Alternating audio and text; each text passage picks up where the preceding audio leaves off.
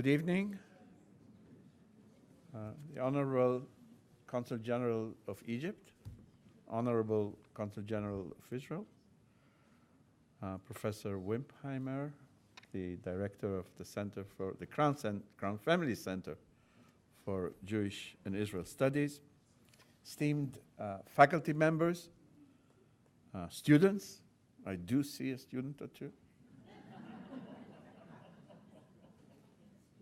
Dear guests, I'm Eli Reches, and I'm the Crown Professor for Israel Studies. And on behalf of Northwestern and the Crown Family Center for Jewish and Israel Studies, I would like to welcome you all to this panel discussion on Gaza and beyond, Israel, the Palestinians, and the Arab world. Tonight's event is organized by the Crown Family Center for Jewish and Israel Studies, and it's important to say, is co-sponsored by MENA, the program on Middle East and North African Studies at Northwestern. Now, you might be somewhat confused by the different centers on board, so let me explain. This is a collaborative effort between us here at Northwestern and the Crown Center for Middle East Studies at Brandeis. So thank you all for coming, the guests from Brandeis, and we look forward to visit you next time. You know, in the academia, or let me briefly share with you an anecdote that after the Oslo Accords, there were many, the common language was confident building measures. Everybody was talking about confident building measures. Now, in the academia, it was turned into conference building measures. So, welcome to Northwestern, and we look forward to visit you. So, I would like also to extend a special thank to Crown Philanthropies for making this event possible. And before I forget, I should thank Nancy Gelman. Where are you, Nancy? Nancy? Who was indispensable in organizing tonight's event. Now, titles for academic events are a tricky business. Anyone who has organized academic events know that. At times when we are not really focused on what the event is all about, one goes to the banal, cliché titles like the Palestinians, past, present, and future. What did you say? Anything can go under that. Or the Middle East, change and continuity, another popular title. I want to believe that ours has more to it. We will begin with an identical question to all panelists that pertains to the Gaza war.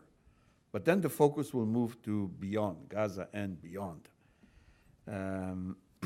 So there are 4 topics on my list: sectarianism and the Arab nation state, political Islam, Hamas and the political scene, and post-war Israel. God willing, we'll be able to cover 2, given the 4 hours that we have tonight. No, but and if we have enough time, which we will open the floor for discussion. So we have 4 panelists and a moderator, and the time is short. So I should say that time management will be strict, at times harsh. Allow me to introduce the panelists very quickly. Shai Feldman is the Judith and Sidney Schwartz Director of the Crown Center for Middle East Studies and Professor of Politics at Brandeis University. He's also a Senior Fellow and a member of the Board of Directors of Harvard University's Belfer Center for Science, International Affairs. In 2001-2003, Shai served as a member of the UN Secretary General Advisory Board on Disarmament Matters. And I should add a personal word. We both come from Tel Aviv University. Shai has been for many years the director of the Center for Strategic Studies. Nabil Khouri, whom we welcome to Northwestern, has just joined us this last month, if I'm not mistaken. Dr. Nabil Khouri is a senior fellow of Middle East and National Security at the Chicago Council on Global Affairs and a visiting scholar at the Middle East and North African Studies program at Northwestern University. I should add, Nabil has acquired a lot of experience on the field, on the ground. He was a civil service for the U.S. State Department. He served in different places. He was the Consul General of the U.S. in Casablanca. He served as a deputy head of mission in Yemen and has, as I said, acquired a lot of experience. Abdelmun'im Saeed Ali. Wow, this, by the way, I have shortened significantly all those bios here. And I apologize if I omit any, but you'll have a chance to add it when the Q&A part begins. So, Saeed Ali, whom I had the pleasure to meet right after the peace treaty between Israel and Egypt was struck, is the chairman of the board, CEO, and director of the Regional Center for Strategic Studies in Cairo. He's also chairman of Al-Masri Al-Yawm, a leading Arabic language daily newspaper in Egypt, and a senior fellow at the Crown Center for Middle East Studies at Brandeis University. Previously, Saeed Ali was the president of the Al-Ahram Center for Political and Strategic Studies in Cairo and the chairman of the board and CEO of the Al-Ahram newspaper. Anyone who is familiar with Egypt in general, Egyptian politics, would be familiar with that. Last but not least, Khalil Shikaki, the Goodman Senior Fellow at the Crown Center for Middle East Studies at Brandeis. Khalil Shikaki has become synonymous to Poles in the Palestinian and Arab society. He has directed the Palestinian Center for Policy and Survey Research in Ramallah since 2000 and has conducted more than 100 polls among Palestinians in the West Bank and Gaza, including a most recent one to which I will refer when the real panel begins. A world-renowned expert on Palestinian public opinion and a widely published author. Apropos author, I should show you this. This is a new book that just came out published by the Center for Middle East Studies at Brandeis, authored by Abdelmun'im Saeed Ali, surprisingly, Shai Feldman, and Khalil Shikaki. It's called Arabs and Israelis. It's a basic textbook for anyone who does Middle East teaching. And while I'm at it, I have to share with you a question that I had. There is a dove here. Now, I'm trying to break my head. Is it flying away from the piece, or is it flying towards the piece? But this is a question for students to... Okay. Before we proceed, may I ask you kindly to shut off, all right? Shut off your cell phones. I would much appreciate that. So let's begin with now I move to my seat, with your permission. So I would like to begin with the first identical question, which is addressed to all four panelists. I would give you 3 minutes, and I'm generous. And it's a very simple and non-complex question. Who won the Gaza war? Or rather, who lost the Gaza war? I'll take the second one. Khalil, you begin. And again, Abbas lost the Gaza war. And he lost it because he and his political party lost a great deal of popular support. His legitimacy has declined considerably as a result of the war. He lost it because his way, diplomacy, negotiations, is no longer trusted. The war dealt a very heavy blow to diplomacy and negotiations. Hamas's way has gained significant public support. Most Palestinians, including those in the West Bank, who before the war overwhelmingly rejected violence and Hamas's way, after the war supported violence and Hamas's way. Does it show in your studies? Indeed, it does. In fact, we did a survey. You said 3 minutes, though. So I know. I'm don't not worry. going- You'll. This is the second question. Do I get another 3 minutes for that? Welcome to the Middle East. Okay. You complicated the question for me, so It's okay. you have to pay a price for that. And the third price that Abbas paid, I think, is that he lost his ability to compromise. Public support for compromise went down considerably as a result of the war.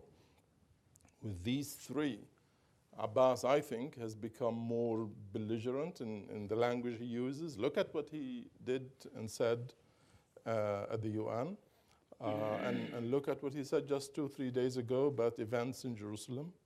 And I see him moving this time more seriously than at any other time towards a direct diplomatic confrontation with Israel at the UN. Okay. For these reasons, I think Abbas came out as the big loser. Okay. Abdelmonem, if I may, can you perhaps focus on Hamas, as Hamas won the war? We know who lost it from Can I have the liberty of of a course. different approach? You know, Please. because I differ with Khalil actually about, war is a very serious business, and I don't think it is a beauty contest in which public opinion can be the judge on that. A war is judged basically not by the approach of the pacifists who tell you that everybody lost because everybody lost something, or by people who make only the Second World War the measure for adjudicating wars by saying who surrendered in this war. So all Middle East war always have an element of inconclusiveness. And as such, we should understand who won and who lost. I believe there is people who got, or there is parties that got more than others. I think Abbas is a winner in that one. And I will say Abbas is a winner because he changed the equation, the political equation between him and the Hamas. And even Khalil's polls tell us that the immediate results that came as polling after the war was to the benefit of Hamas. The polls that came after show that there is a decline of that. So public opinion takes time to really absorb the new situation.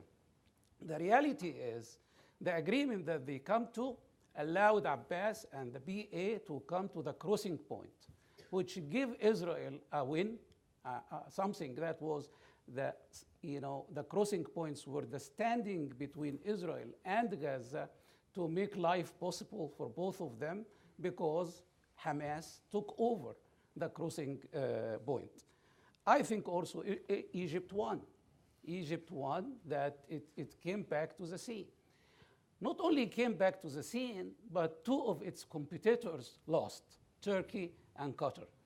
So in terms of political realities, I think the whole, if you put things together, I think we have another war was won against Islamic fundamentalism, which I think it is the major war that's taking place in the region today.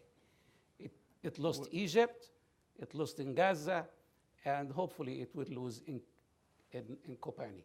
We'll come back to that momentarily. I am just giving you. Thank you, Abdelmonem. Get a right to I sincerely. rebuttal? No. But we go by the plan All right. at this stage. So for some reason, Israel was not mentioned. I said Israel won I know, the but crossing point. Shai, I'll give you the pleasure. I feel very comfortable here. I'm on neutral ground. I actually don't think that there were, between Israel and, let's say, the Palestinians, or Israel and Hamas, I don't think there was a winner. Because I don't think that fundamentally anything has changed. The war has not changed fundamentally the situation in Gaza. It's resulted in marginal concessions that were required to bring the fighting to an end. Concessions with respect to what goes into Gaza, concessions with respect to the depth of the territorial waters in which Gaza fishermen are allowed to fish. But the fundamental reality of Gaza, which is that it's essentially, say, isolated by Israel and by Egypt, has not changed. So in terms of Hamas's ability to deliver to the Gaza population, nothing's fundamentally changed. There were no gains as far as Gaza is concerned. On the other side, Israel has not gained in this. And in some ways, the tragedy of these 51 days of fighting is that nobody's actually gained. And the situation, the basic situation, hasn't changed. I would say, though, that if you talk about internally, then I think internally the most important impact of these 51 days of fighting, which add to previous encounters, whether it's the Second Lebanon War in 2006, whether it's the war with Hamas in 2008, 9, and in 2012, it's made the resolution of the conflict more difficult. It's made the resolution of the conflict more difficult because it continued this path of sensitizing the Israeli population to the security concerns. And just to add one sentence to this, it's a very simple equation here. Israelis, rightly or wrongly, conclude from these experiences that if this is what Israel experienced as a result of the withdrawal from Lebanon, as a result of the withdrawal from Gaza in 2005, imagine what would be the fate if Israel withdrew similarly from the West Bank. In a situation where 80% of the population and the GDP of Israel's production would be in similar distances to the effects from Lebanon on northern Israel and from Gaza on the Shai, south. you will have time to elaborate on this in the last round of question, because the fourth Maybe topic by then is, I'll have an opposite answer. you know about the Soviet diplomat who gave, in the old times, that gave a newspaper conference, and one of the reporters asked him, he gave the party line, and one of the reporters asked him, so, but sir, what is your opinion? So he said, oh, I have an opinion, but I'm against it. So this is, but who knows? We'll see how it goes. Okay, but yes, we will have time to deal with that. So last but not least, our friend Nabil. All right, look, we're talking about this as if it were a debating contest. War is about death and destruction. And if you look at what happened with 10 to 11,000 homes in Gaza destroyed, 100,000 people today are still without a home to live in. The death toll is between 2,000 and 2,500 on the Palestinian side, depending on which count you take. Israel has crushed Gaza yet again. So you ask who won? I mean, war is a fight, and the fight was won by Israel in a very crushing way. Politically, I agree with Shai. I mean, it ended with a stalemate. Israel gained nothing from its crushing blow. Its crime and punishment technique, once again, produces a political stalemate and no solution. Hamas gained a short-term boost in its popularity. But that's short-term. Once things settle down a little bit, the Palestinians in Gaza will go back to being critical. Hamas. It's funny to say, I mean, the Palestinians and the Israelis go to war and Egypt wins somehow. And wins what? Against political Islam? I'm sorry. I mean, they came back to mediate, and they came back to another failure. Egypt has once again failed in its mediation between Hamas and Israel. Abbas has a supposedly new strategy. He's pushing the UN strategy. Short term, this is not going to lead to anything. So short-term loss.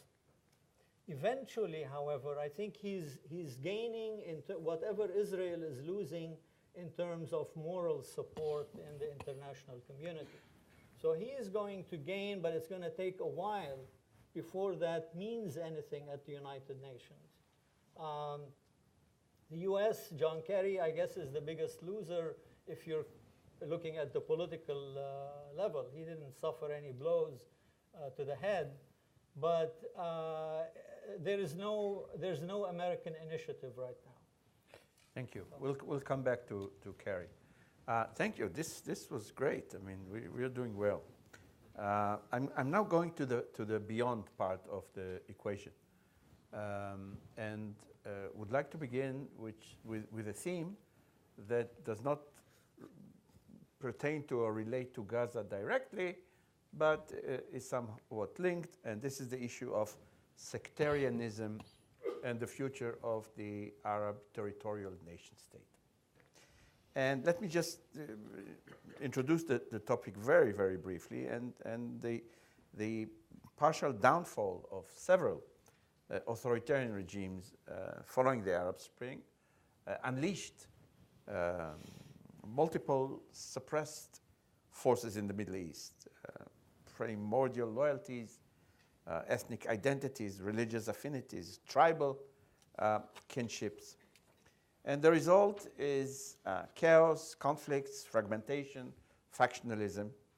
So my question to you, and anyone who would like to pick this question is welcome to do so, is this the end of the geopolitical structure of the Middle East that we had known for a good number of years, mostly in the Fertile Crescent? Is this the end of the artificial boundaries drafted and crafted by the two imperial powers in the 1916 Sykes-Picot Agreement?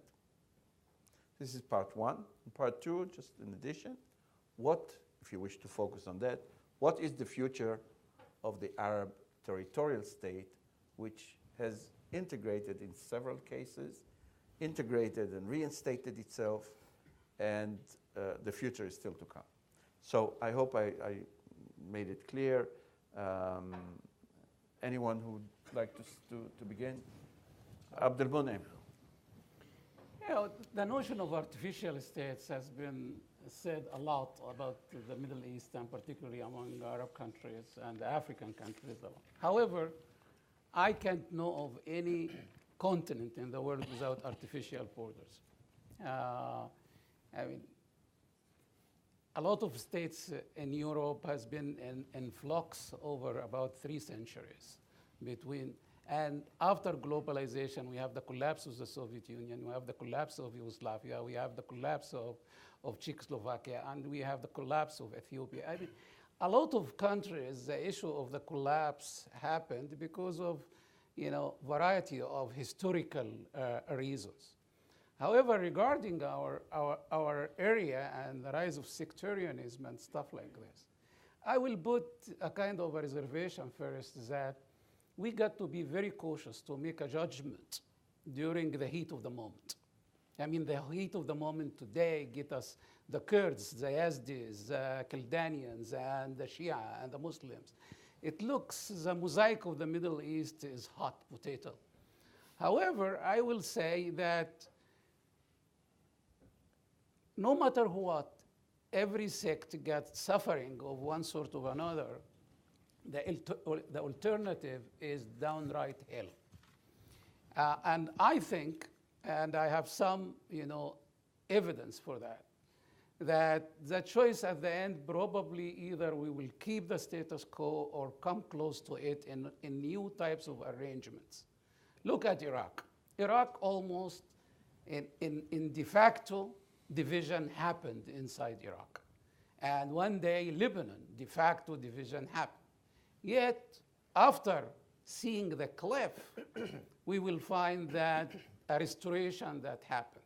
In Iraq lately, just a few months ago, once it happened, the IS is taking over, and we found everybody is saying, could Malki leave? Some people said he will not leave. He left. And after that, can they make a president? They made a president, and they made a cabinet, and they made after that appointment of a defense minister. And now their forces are into give and take, winning and losing with IS. So, and there is an international coalition taking place. I mean, we have about large number of states that they are fighting into the same process. Turkey, despite of all its objections, allowed the Kurds to get by to So the excuse my cities. interruption. So- Do you hint at the fact that the traditional Arab nation state would maintain its traditional cohesive bond despite these fragmentations and divisions and sectarianism and what have you? Contrary to what is about the collapse of Sykes-Picot and stuff like this, my position is more or less, however, at the heat of this moment, that there is no way that the Arab state will remain as it is, not in terms of its territoriality, but in terms of its political regimes, economic regimes, the way how to deal with minorities as well. I mean, I think now this question is striking everybody on the head, as in Europe at one day there was what is the status of Catholics, what are the status of Protestants, what is the status of gypsies, whatever, people in other places of the world. I think now, after January 2011, the Middle East is not the same anymore. And there is a historical process that's happening. However, a maturation is happening as well. They will be under fire kind of changes that it will cover a variety of areas.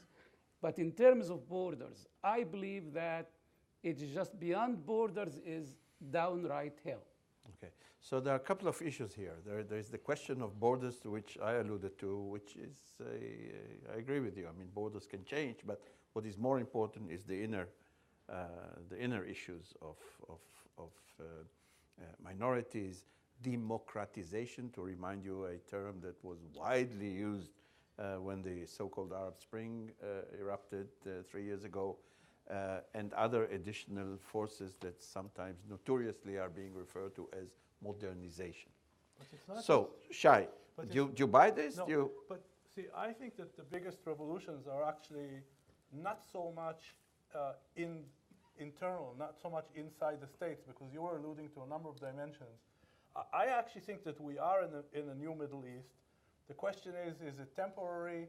Is it a transition period to a different period, and so on? What are the dimensions? Two big dimensions. Number one is there is no organizing principle for the Middle East. Okay? In the 1950s and 60s, the Middle East was under the cloud of the Cold War. It was paralleled by an internal Arab Cold War between the revolutionary countries, Egypt, Syria, and so on, Iraq, versus the monarchies, and so on. There was an organizing principle. The Arab-Israeli conflict, in some ways, played a role as an organizing Cohesive principle. Okay? Now, there is no organizing principle. Everybody is against everybody, and the coalitions are changing rapidly. That's number one. Number two, the unit of analysis was states. States was the most important thing. Israel worried about Egypt, it was worried about Syria, it was worried about Jordan, and so on and so forth. What are we talking about? We're talking about now non-state actors determining the regional agenda. This is a completely different region. And so first of all, and what you see among leaders is confusion. Now, on the other side of this, you can say that this, now I don't know if I'm not jumping to your fourth question, it also gives... I'll let you know, It don't worry. also gives some opportunities. Okay, it gives some opportunities because they're in a situation in which, for example, when you talk about this, the impact of this on the Arab-Israeli conflict, Well, the fact that the Arab-Israeli conflict is no longer the top of the regional agenda also gives some opportunities. Israel today is another Middle East player, okay? And that gives opportunities. That still leaves the question of, will Israel take the opportunity? That requires creativity and it requires leadership. I know. We'll get to Israel in due time, believe you me. But in the meantime, I'm trying to see what we're getting here. We're getting somewhat of opposing views, or actually yes and no, because the bottom line is that this is work in progress. We can't really, neither of you two could, you said at the heat of the moment one cannot judge. This is a progressive process, which the results of which we will see, and don't be impressed by borders. I want to say something Please. in favor of work in progress. I didn't say I was against. I'm just trying to summarize and... I'm not saying I disagree with you. So he's from the UN. If you don't disagree with me, you're good. And what I'm going to say is, of course, partial.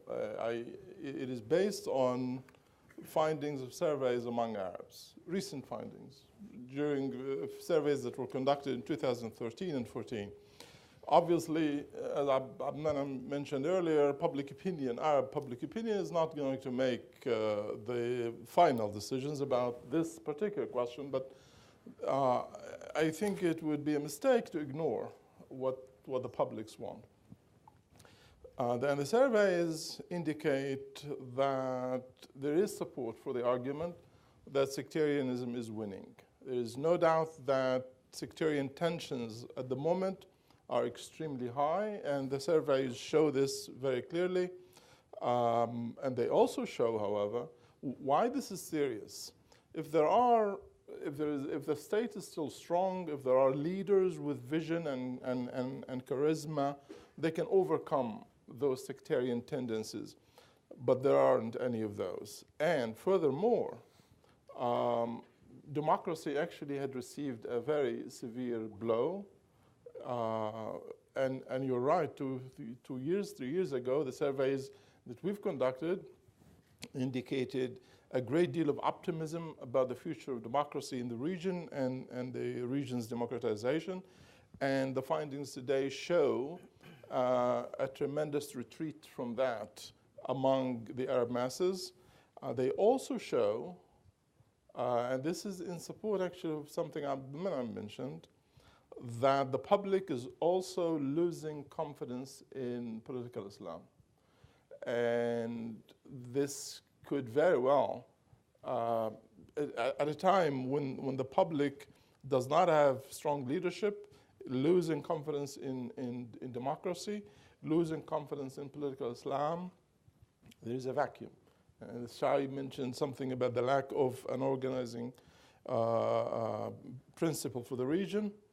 Well, at the moment, if I just look at public opinion, sectarian tendencies are very strong, and in places like Syria and Jordan and Iraq and in the North African states and in the Gulf, in Saudi Arabia, in Bahrain, these sectarian tendencies are very explosive. What will perhaps shape why is this some work in progress? It's because we still don't know how Iran, Turkey, Israel will behave in this environment, and we still don't know exactly where the U.S. will stop, when the U.S. will stop, and where in the current U.S. strategy. So, and of course the armies, by the way, the only institution that Arabs today still have trust in are the armies. The armies, the military. The defense forces. Defense. Nabil Khouri, please. Right, I think this whole thing about Sykes-Picot is a bit of a misnomer. Sykes-Picot drew borders in the region, but they didn't really form the states that we have today. largely. They formed a few little ones. But I mean, Egypt was always there. It's still here. Syria and Iraq were always there historically. Sykes-Picot didn't create them. They just drew some borders. Saudi Arabia, same thing. The Arabian Peninsula was always there. So it became Saudi Arabia. And that's by virtue of what the Saudis did, the Saudi family, not really Sykes-Picot. So what I anticipate from all this struggle that's going on now is not the end of states, but maybe some redrawing of borders. And I don't think, although there is a strong sectarian aspect to the struggle, it's not the sectarianism that defines the struggle, because people to people are not struggling. You don't see the Shia and Sunni fighting each other in every country. You see extremist Sunni organizations and extremist Shia organizations fighting. But how can the newly established state can accommodate all these new forces that came to the fore as a result of what happened in last week? Well, it's I called mean, what's democracy. what's the magic formula that will keep them all together when we see clearly that various groups, tribes, religion, what have you, are walking towards a more independent, sovereign-like path? Take the Kurds, for example. So what would bind them together? This is my question. The magic formula is called democracy. These areas have been ruled by dictators. And under dictatorship, minorities rebel. This is what we're witnessing in Yemen today. If the Houthis had been treated well from the beginning, they would not have rebelled. If South Yemen had been treated well, it would not be seeking secession. And it's on and on the same deal. If Maliki had not abused the Sunnis of Iraq, they would not have welcomed ISIS into their midst. Okay. So eventually, here's where the Arab Spring comes in. Even though I don't use spring, I use the Arab uprising. Even though these uprisings are a bit of a mess right now, but they historically form the beginning of the Arab revolt against dictatorship. And eventually, that's what you're going to have. The states, we're going to go back to Syria in some fashion. Whether the borders are redrawn a bit or not is another issue. Iraq will be there as a state. But eventually, they will become more democratic due to the pressures from their own people. And the extremism is a result of dictatorship in every country. This is an era, a phase that the region is passing through. So are we going towards a democratization? I mean, are we? Yes, but maybe not in my lifetime. Oh, thank you. But Okay. can I ask Nabil something to sharpen your point about this? Because it struck me that when we talked earlier on the recent episode, call it the Arab-Israeli conflict, you mentioned the terrible loss of life, which is of course correct. 2,000 and something people of Gaza killed. When you talk about the future of Syria, it seems to me that you slightly glance over the question of, so the Arab-Israeli conflict for the last 6 decades has been under this issue of the Nakba. Now, you see that somehow the Syrian society comes back after 200,000 people have been slaughtered. How? What is going to be the glue that will bring this thing together back after this? I mean, I cannot imagine a population. This is a civil war coming out of this without a deep trauma. Nobody in Syria has said that they are not Syrian. Not the Islamist extremists, not the Free Syria Army, not the bloody regime of Bashar al-Assad. None of them have said we are not Syrian. So what is happening is a fight between a bloody dictator and resistance to him. The chaos that resulted from that resistance brought in all the extremists that you want from all over the world. But eventually it will come back to Syria. And I think Turkey ought to be listened to here because it keeps telling the US the problem is the Assad regime. They want to fight ISIS, but they want to fight the Assad regime as well because it is the one responsible for us having ISIS in such a bad way. So yes, Syria will survive and it will be democratic, and we will get past this phase. Okay, thank you very much. As you can see, the panelists are doing what they are expected to do. And there is no unanimous viewpoint, and as we progress in my With pages. Khalil and I being the poor cousins, I noticed you put Israel and Egypt on the one side and Palestine and Lebanon here. I'm just happy, Nabil, that I finally found somebody who's even more of an optimist than I am. Well, Eventually. Nabil, I was just going to suggest that we play the musical chairs, that we are now going to switch, and, No, and I'm I'll happy put you being next to me. Khalil, yeah. No, it's good. Believe you me, we're all good. Anyway, apropos ISIS, so we now move to the next cluster that I have in my list, and this relates to political Islam. So I think that there are very few who would argue that one of the outcome, or one of the forces that has filled this vacuum that we all agree about is political Islam in various forms. I look at you, Abdul Munaim, as an Egyptian, and within, what was it, a year and a half since the Arab Spring has begun, Egypt was taken over by Muslim Brotherhood regime, and legitimately so. It wasn't by force through a democratic process. Of course, we all know that since then things have changed. And I for one, believe that to a large extent, Islam does play the role of filling the vacuum. You have jihadist organization, non-actor forces that you alluded to all over, and of course, ISIS. How can we do without ISIS? So let me quote, since I'm personally interested in the topic and I've done some digging in it, let me quote from a recent book by Patrick Cockburn called ISIS and the New Sunni Uprising. And he says the following. He's a British journalist who has been many years in the region. ISIS poses the most radical change to the political geography of the Middle East since, I apologize, Sykes-Picot. But again, it's not accidental that I have chosen this quote. And my question is it true? But this is just a non-starter. What I really want to know is what are the causes beyond this eruption of the ISIS phenomenon? Why is it so appealing? Or if you agree that it is appealing and you don't dismiss it as a unimportant, I have a special interest in the Arab population in Israel, the Arab minority in Israel. And look what happened within the, again, it's not a widespread phenomenon, but you see a growing number of young, educated Arabs who were born, raised in Israel, joining joining ISIS. So,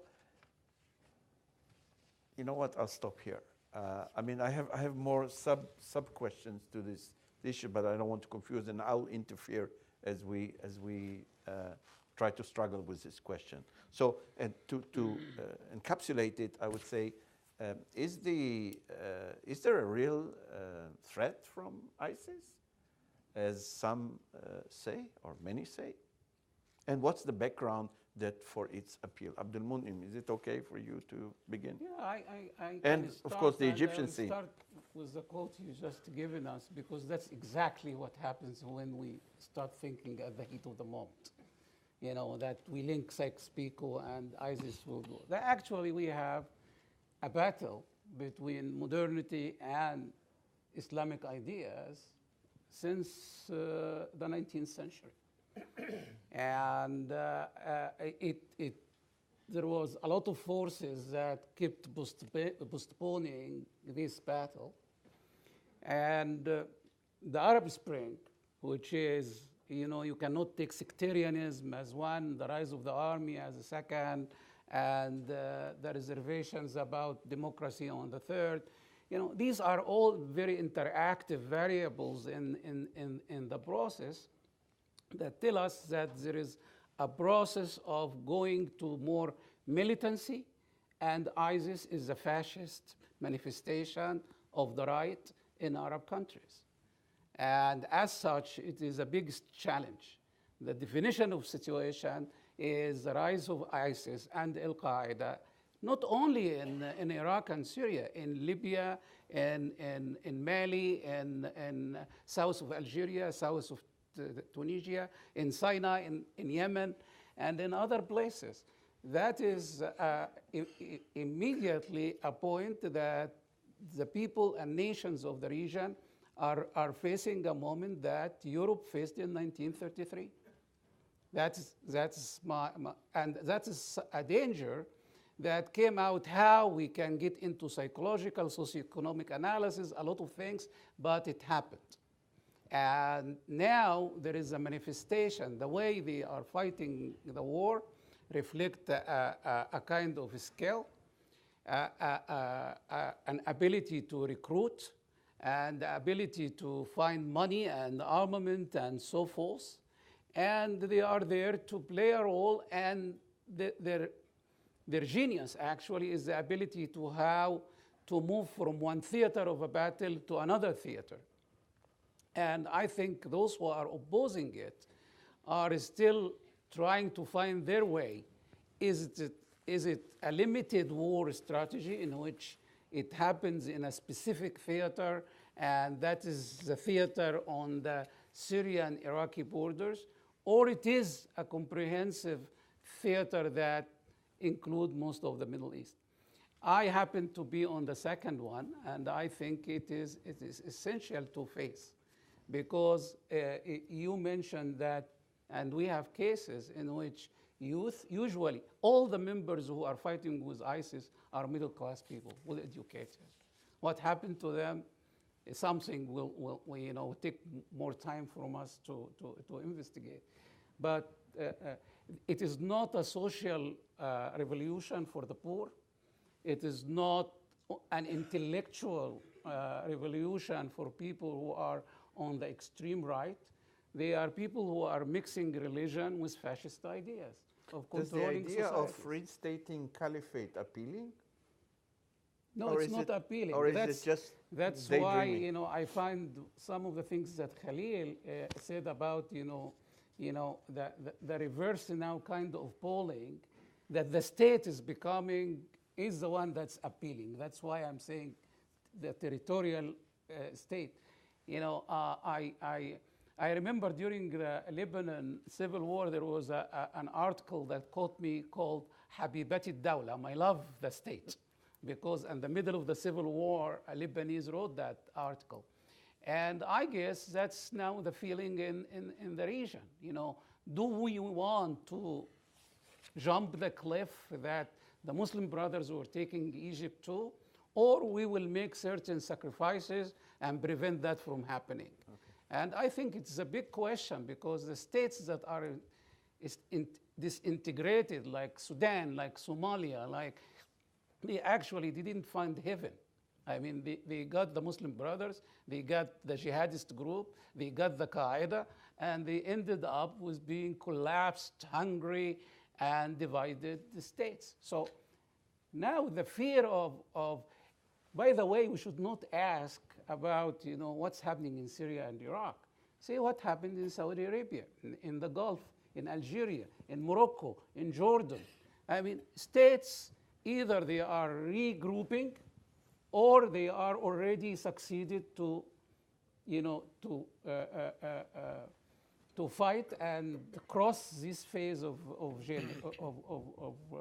Thank you, Abdul Mumin. of Actually, you disintegration. paved the road for my next question, which is addressed to Khalil. But I want to answer this question. You asked about political Islam. Told you, this is the Middle Just East. answer it. Don't ask for permission. Just jump in.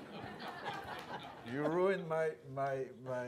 Okay, I'm sure you can link it to what you're going to say, because apropos Abdul Munim's comment about the what happens in so-called moderate Sunni state, your competitor David Pollock has published a poll 10 days ago or so, he looked at the question: how popular is the group ISIS in such countries as Egypt, Saudi Arabia, and Lebanon? I'm sure you've seen that. And the outcome was, in compliance with what you say, that there was a very low grassroots support for ISIS in these countries. So, is it true? Has he done a good work? Do you think differently? What does caliphate mean to you? I'm not going to comment on David's work. No, I'm joking. I'm just trying to, look, we're almost an hour here. We need to keep some But Some without, vibe. without forgetting my disagreement with Abdulmanam, which will Okay. Yes, I'll I'm bring sorry. up on It's the compiling now. on the issue of Hamas and Abbas, which will be next, I guess. Sure, it's coming. On political Islam, actually, I agree with Abdulmanam. The data supports the points Abdulmanam has been mentioning. ISIS, I think, is the outcome of an opportunity. The opportunity of the vacuum created in Syria, the money that is poured from the Saudi Arabia, Qatar, and United Arab Emirates, and the medium that that Turkey provided for these people to get in and do whatever they wanted to do. But that's in part the reason why it is coming out now. It does not have a popular base except in those areas where sectarianism is on the rise. Those who fear the Shiites and the Shiite threat are looking at ISIS with much less of a critical eye than the rest of the population. Those who see a threat in Iran are looking at ISIS with some admiration. It's not a great deal.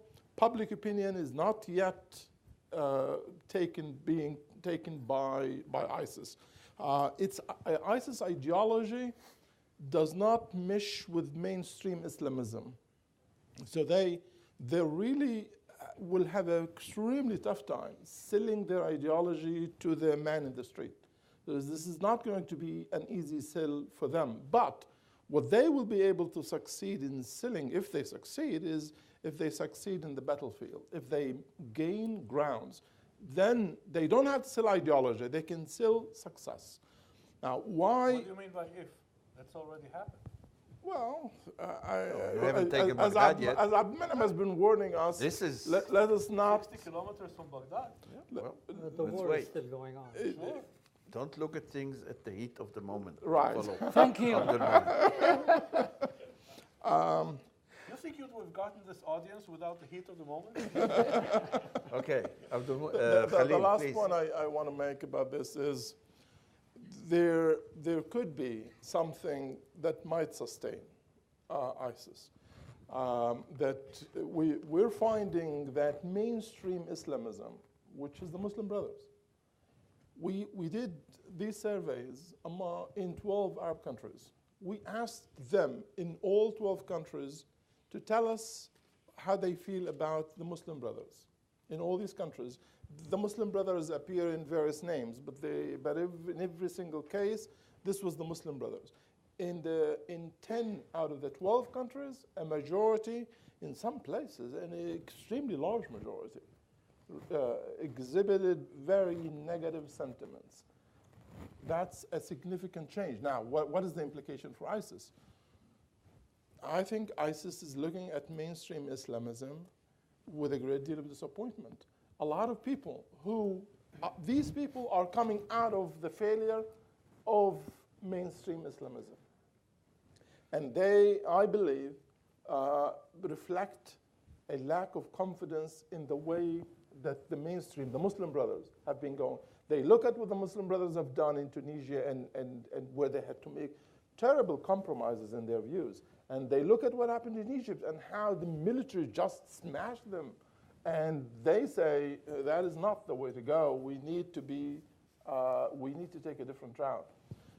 And that is, if mainstream Islamism is destroyed the way it has been in Egypt, I don't think it has been completely destroyed, but there is no doubt that it has been dealt an extremely heavy blow.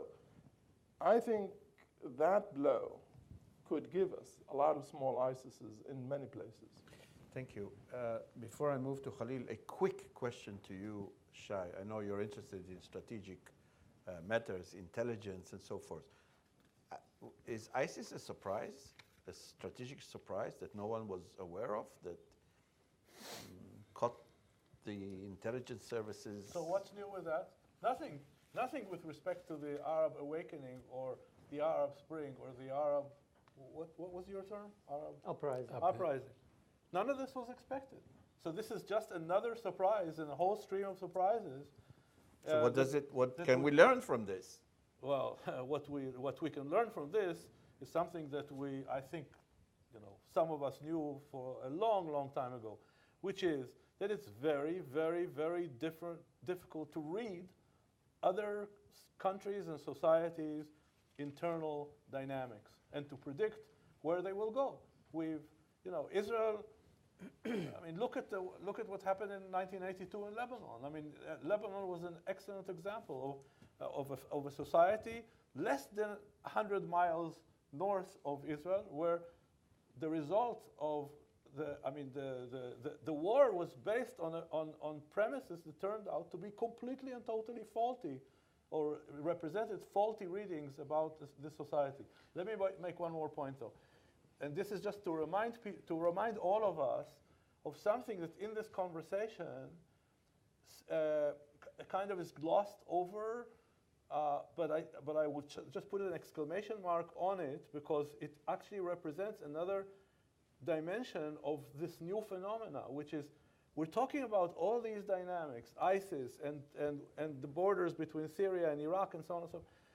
Look, can you imagine a development of this magnitude, however transitory it is, happening in the 1950s or 60s or 70s without very strong influence of outside actors, of the superpowers, of the US, of the Soviet Union, of European powers, and so on and so forth?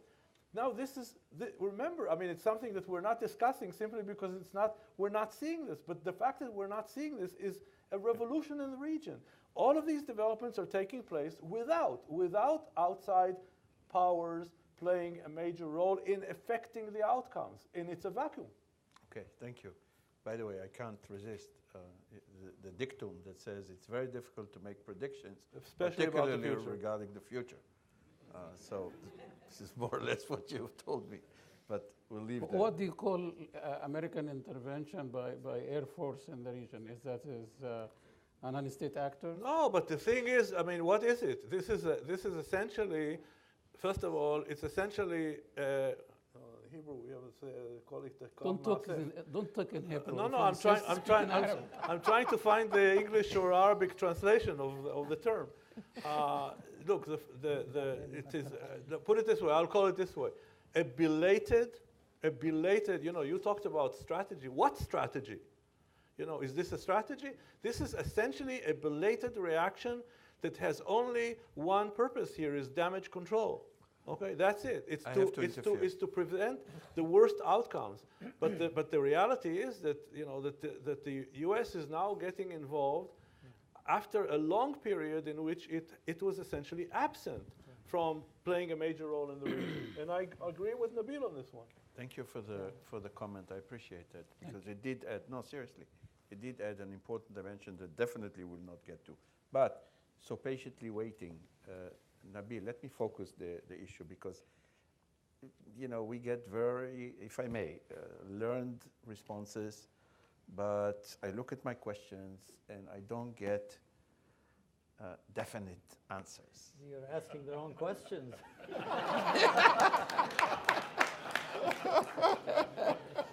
Great, Nabil, you made my day. I'll sure invite you to the next panel. Seriously, Nabil, in one word, is ISIS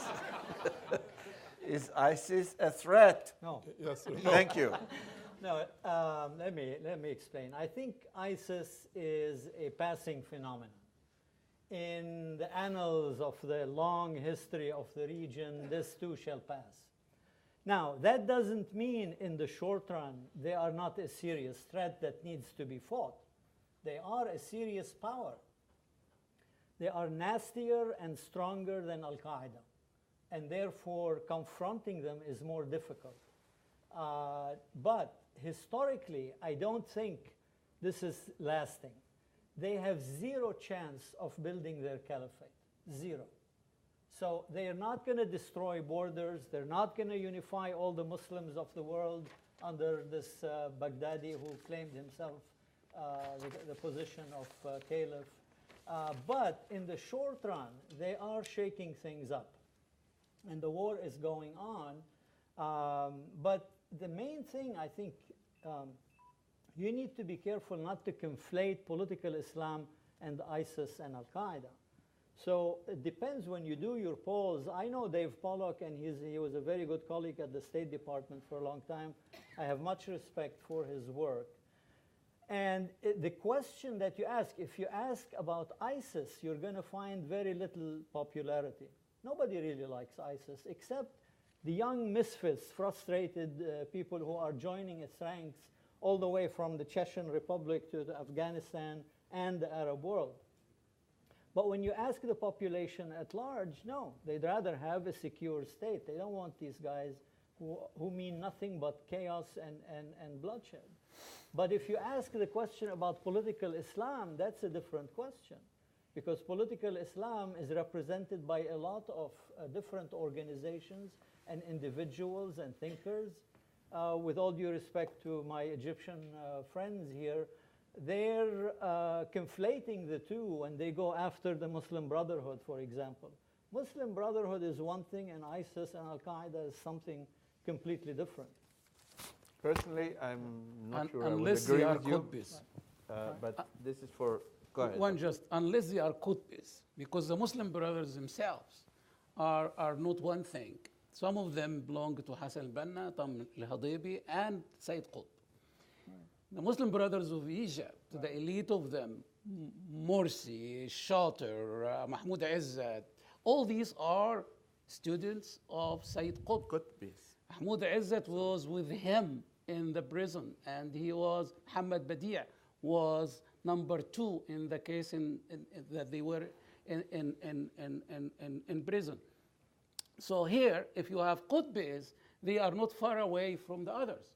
That's why Morsi released the killers of Sadat, about 2,000 jihadists out of Egyptian prisons.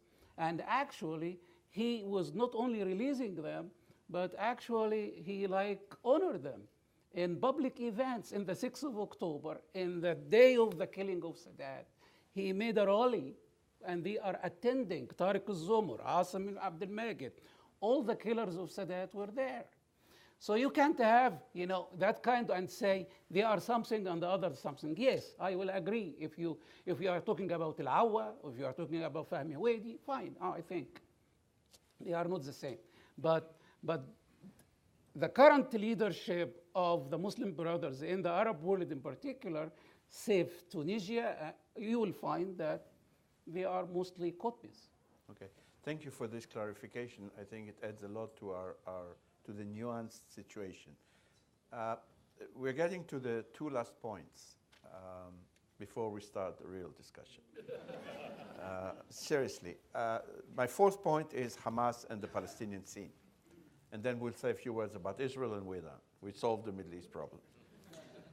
So I'm looking at you, Khalil, because I assume you would begin. And again, 2 words of introduction. There is an ongoing competition between Hamas and the PLO over supremacy. PLO/Fatah, okay.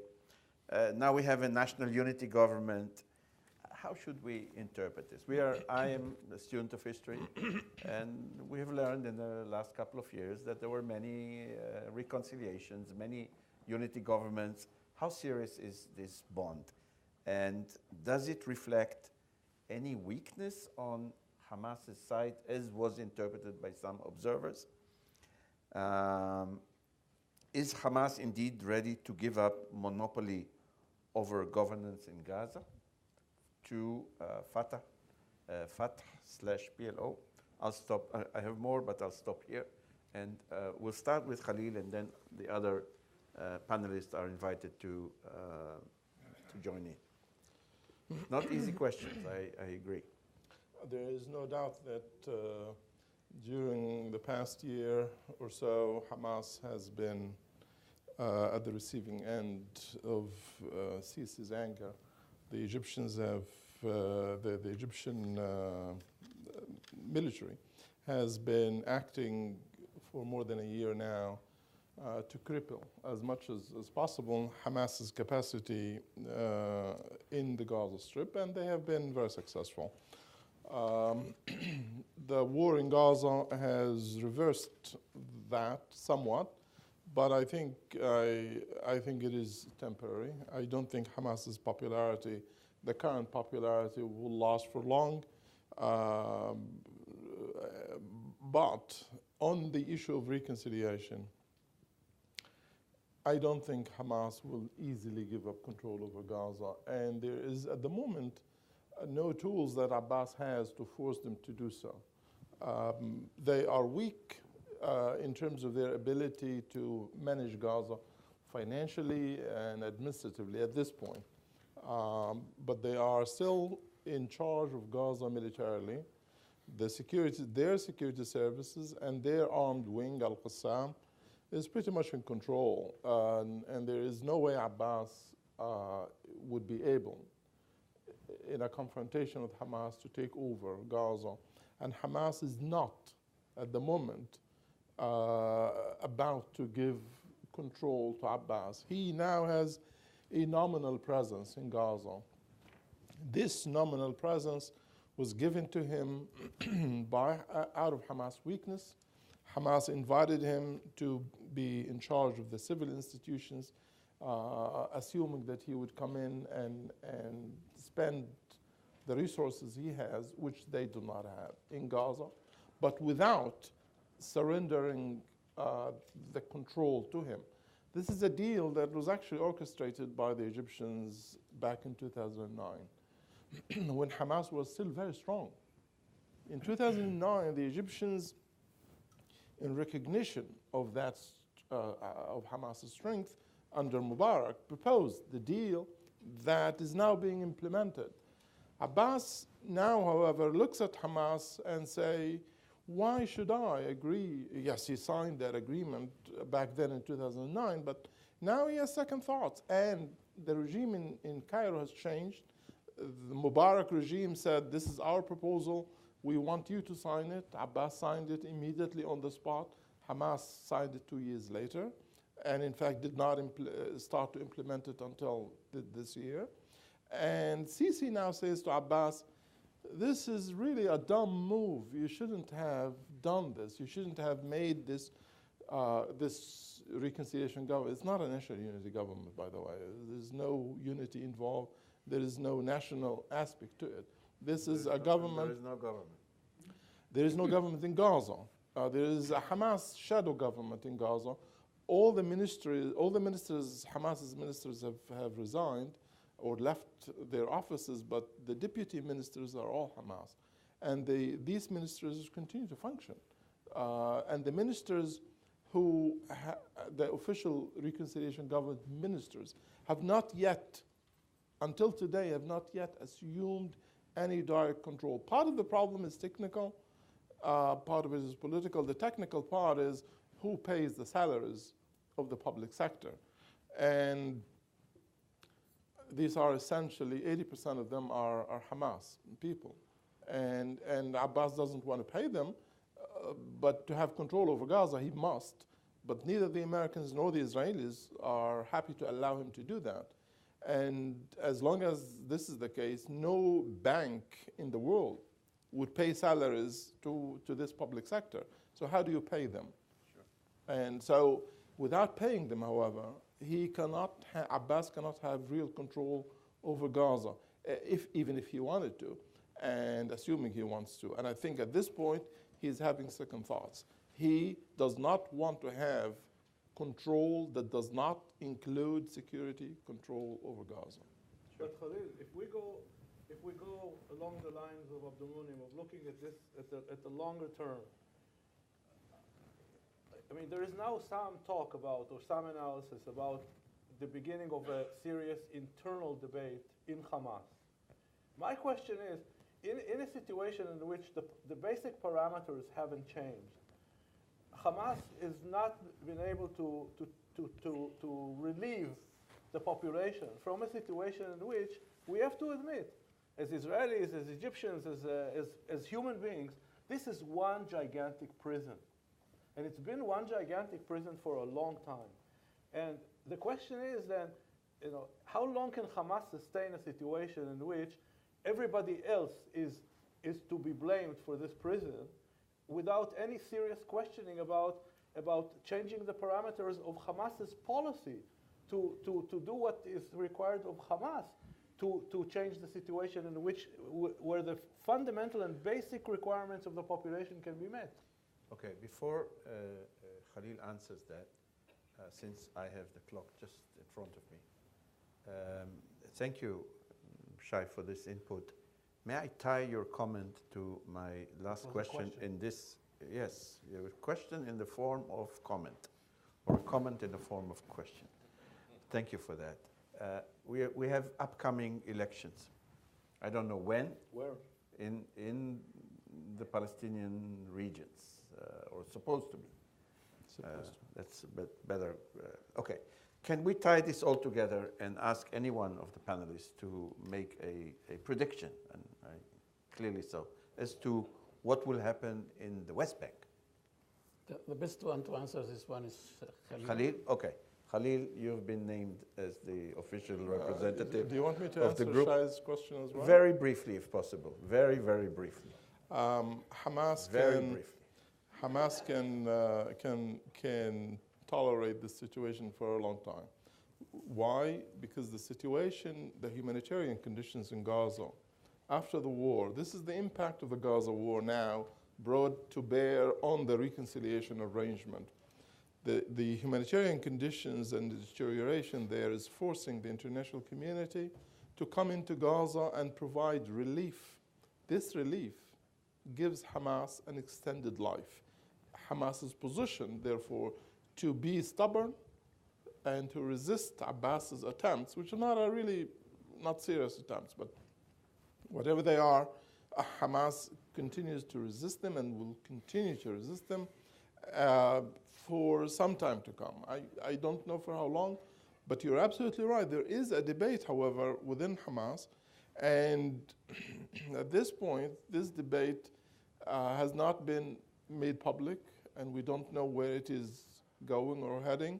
But if indeed the discussion that is taking place within Hamas is to move in the direction that I suspect it will eventually move into, Hamas could in fact begin to release its control over Gaza to a government that might be elected. Assuming we are able to address all the other nasty questions of how do we get to elections. And at this point, we don't have the answer to those questions. If elections are to happen tomorrow in the West Bank, Hamas will win. Okay. Hamas will win? Will win. But elections will not happen tomorrow.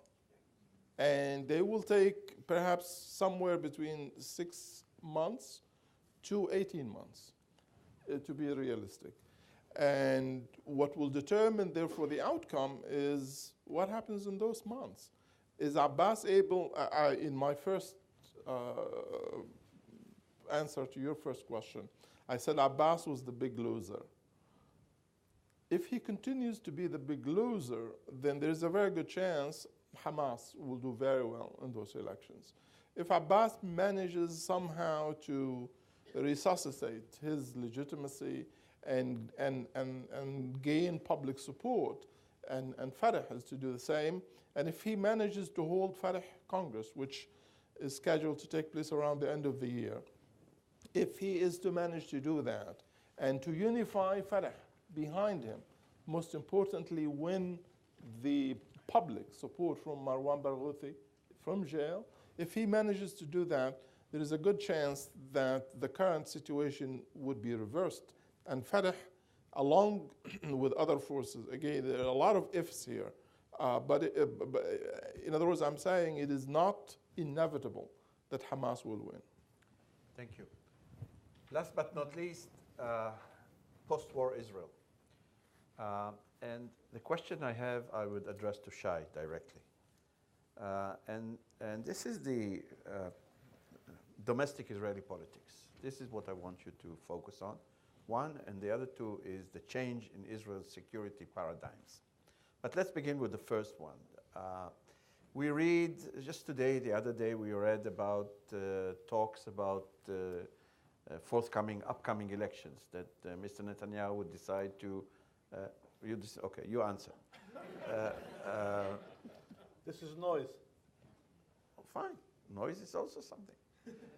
But more seriously, we are reading more and more about the constraints that Israeli politics has got itself into. This straitjacket with the growing impact and power of the right wing, and to some extent even the dissolution of the Israeli left, which was left out. So what's your take on this, and what is the impact of the future of the peace talks?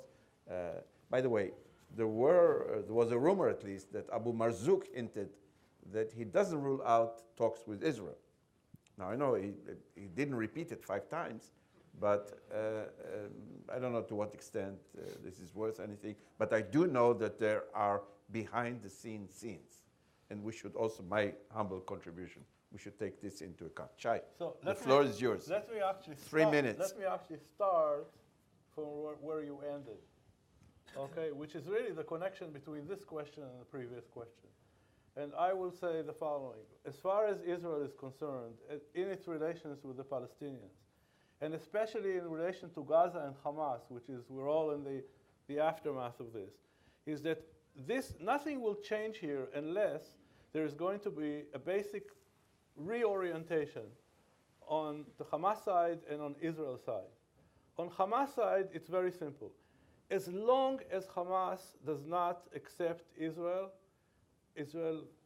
let's say not accept Israel's legitimacy, but accept Israel to the same extent that Fatah accepted Israel in 1988 when it adopted in Tunis essentially the idea of an independent Palestinian state, which was interpreted as accepting the two-state solution.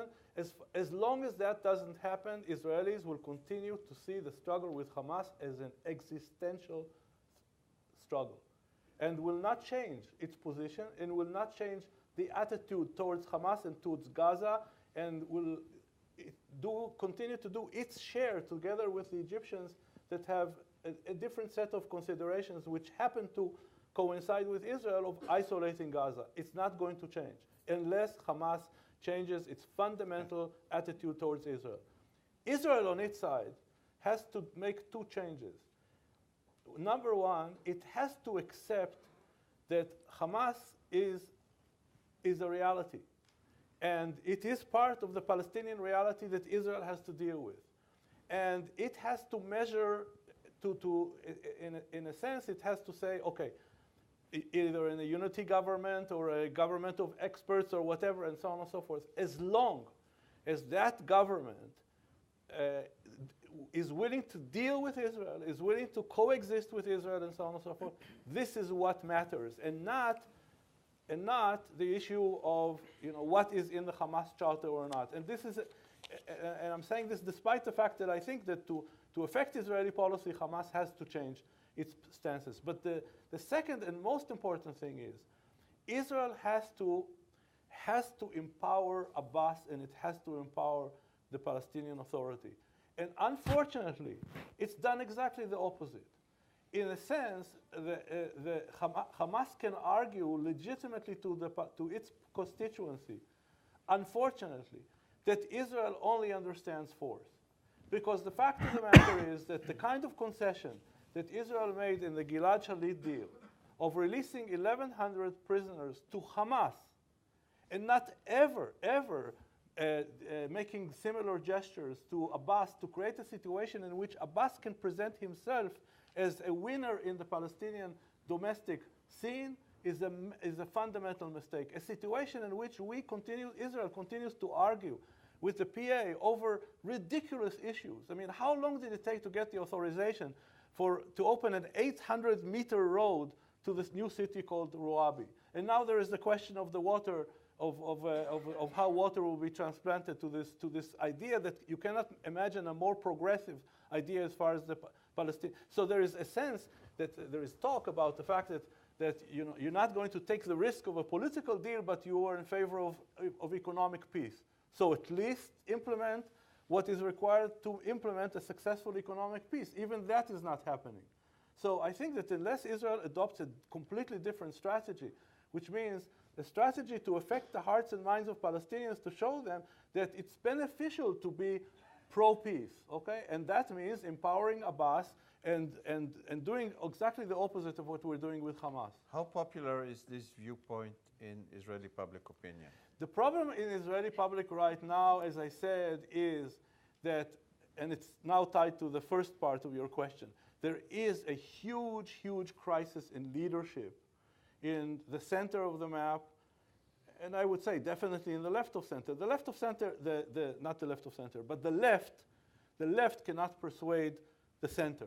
The center is still driven by fears. And unless these concerns and fears are addressed, and the fears focus on this question of the fear that the reality that they see in South Lebanon and the reality that they see in Gaza, and now, of course, the chaos around Israel, the fear that we will see this appearing in some form or fashion in the West Bank is helping, because the ideological right is still in a minority. But what is happening, what is allowing the ideological right to in a sense set the agenda, is because the center is frozen. It's frozen by the fear of what will happen if Israel does make the concessions necessary. And as long as we don't have an answer to that, as long as you don't have a leadership that arises in the center, that has a convincing story to tell to the public, we're not going to see a change. A quick follow-up question. What happened to the Israeli left? Where is it gone? Look, my answer to what happened is, and I don't want this I to asked sound, your answer. I'm giving you the answer. But I don't want the answer to sound as if I'm blaming the Palestinians, okay? So, the answer is, what happened to the Israeli left is called the Second Intifada, okay? And I'll just give you, I will substitute Khalil's macro surveys with my sister. My sister and her husband attended for at least 10 or 15 years every Peace Now demonstration in Tel Aviv. But when the suicide bombing started, and she had to worry about whether she's going to permit her 2 teenage daughters to go to a shopping mall, to go to the cinema, to go to a coffee shop, and so on and so forth, it's not that my sister changed her fundamental views or her husband's views about the fact that to preserve Israel as a Jewish and democratic state, there has to be an independent Palestinian state. But the fact of the matter is that since the Second Intifada began, my sister has not participated in a single demonstration. That's what happened to the Israeli left. Thank you. Okay, I'm looking at my watch, I'm looking at that watch, I'm looking at you.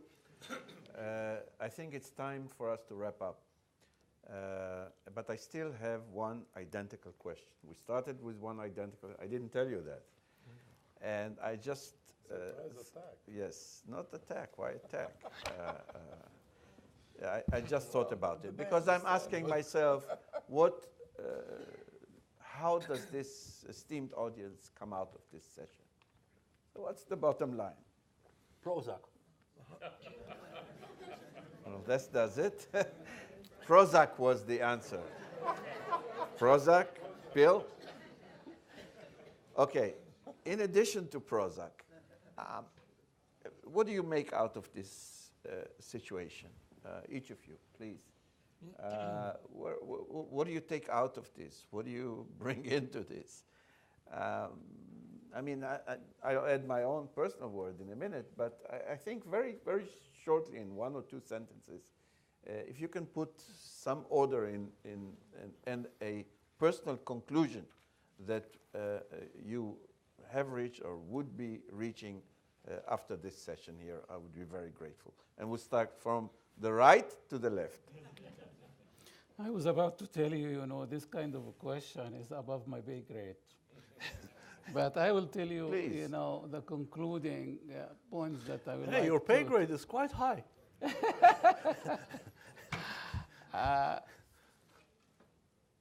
I think,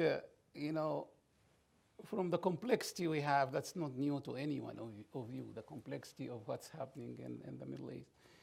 But I guess what will put us together, actually, the people who made the book and taught the course we did, is the idea of peace. And I will put it in a simpler equation. And probably we will need to work on it more. I don't think that peace can be accompanied by occupation for Israel. By side. occupation. I mean, you can't have occupation and have peace in the same time. And for the Palestinians, you can have a Palestinian state while them and the Arab world find a way to have, for Israel, a place in the Middle East by which the feeling is the Middle East with Israel is much better than having the Middle East without Israel. Thank you. Shai, you need to rest a little bit. No, I will. I will go to. I was going to agree with Abdul Munim. Yeah. We'll get to you in a minute. Nabil, please. What's your take? I agree with Shai that Hamas, in times of conflict, gets some strength, political strength and popularity. The US and Israel have done a very poor job empowering Abbas for all the compliments that he gets for his moderation. He doesn't get anything real, substantial, to give the Palestinian population to make him a powerful leader. There is, and I think ultimately what we have to worry about is Hamas, for all the US and Israel both classify it as a terrorist organization. It's the fig leaf behind which we hide the lack of policy and lack of strategy. But I again agree with you that ultimately Israel has to deal with Hamas. Hamas goes up a bit, goes down a bit, but it's a reality that you have to confront, deal with, not in a bloody way, but ultimately in a political manner. Unfortunately, Qatar has been marginalized in the region. And Saudi Arabia has refused. I mean, even here in Chicago, I think we tried a couple of times to get, I wrote something about the Saudi Arabia and Israel coming up with a new peace initiative. But the Saudis refuse to come out from behind their shell. Qatar is a better moderator, but it has been marginalized. And right now there is a total stalemate. Either the US comes up with a detailed Oslo plan and imposes it, or we're going to see more of the same. Another intifada is about to start. The situation is very tense in Jerusalem, and the West Bank and Gaza will follow, and we'll have another vicious cycle of violence. Thank you. Shai, 2 sentences, and then Khalil will end the round. My sentence, 2 sentences. My sentence goes back to what I already said, which is to say that this situation actually, where there's a lot of flux in the region, and this is the positive side of the coin of the fact that there are no organizing principles. But one of the organizing principles that has vanished, as I said, not vanished, but it no longer comprises a regional organizing principle, is the Arab-Israeli conflict. At least the importance given to the conflict in the region has dramatically declined. This is an opportunity for Israel. And I'll make a small correction to what Nabil said. The Saudis have actually been sending positive signals in the last year. Look, in the realm of the surprises, okay, you had a session in Brussels a couple of months ago where Prince Turki Al Faisal, the former head of the Saudi security services, former ambassador to Washington, former ambassador to the UK, appears on a panel with General Amos Yadlin, the former director of Israeli military intelligence. That was a very, very strong signal. But we have to remember that, or Israelis have to remember, that if they are to change the game, it requires certain things from the Israeli side. And I agree with Abdul Munim about the general direction. Unfortunately, I think that the Palestinians are in a way too weak to address the Israelis' security concerns that are involved in changing their attitude about holding security control over the West Bank. The Arab states are the only ones that can come in a sense, substitute for the Palestinians and assure Israelis that if they accept what Abdul Munim said and end occupation, the result will not be a repetition of Gaza and Lebanon. Only the Arab states can do that. Last but not least, Khalil Shikak. I would ask you to pray for peace. Thank you. But Thank you. But You can lead us in prayer now. I can do a lot of things. This I cannot. Sorry. But you should, I think, brace for a very rough period in the next few years.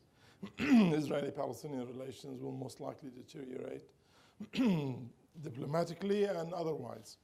The increased popularity of Hamas, the decreased legitimacy of Abbas means, and Israeli behavior, particularly in Jerusalem, all these are creating a mix that could be extremely dangerous. I don't think we're talking about an intifada similar to the second intifada. I don't think we're talking about that kind of violence. But I think the Israeli-Palestinian relations are moving, inching. It's not, no one is rushing. But I think we are inching gradually in a direction of a confrontation in many ways, including violence, but not in a big violent way. And we're waiting for someone to pull us back from that.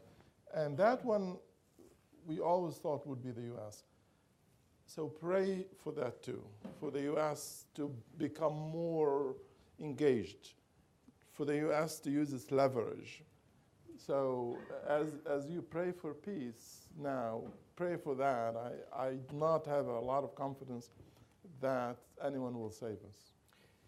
Thank you, and I could not think of a better conclusion to this session, Khalil. I'm being serious for a moment. Yeah, I think prayer could help after what we've heard here. I personally, if I just one word, I believe that out of the chaos, some sun will come out. I don't know when. I'm a student of history, and it's going to be a lengthy process. But I think that eventually this will happen. Please join me in thanking the